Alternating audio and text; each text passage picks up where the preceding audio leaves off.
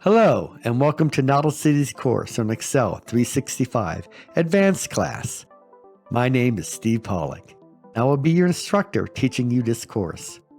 I've also taught the Excel 365 beginner and intermediate courses. I am a Microsoft certified professional and CompTIA A+ computer consultant. I have been the president and owner of a computer repair, networking, and software company for the past 20 years. I have 3 college degrees in computers, which include computer science, programming, networking, and GIS. I have programmed, designed, and created professional software programs. I have helped and taught over 2,500 clients how to use Microsoft computer software, hardware, and peripherals. Now let's go over what we'll be learning in this course.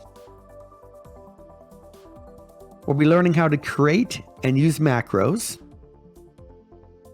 how to create and use pivot tables, working with lists, data analysis tools, data management, and also exchanging Excel data with other programs. So stay tuned for the course.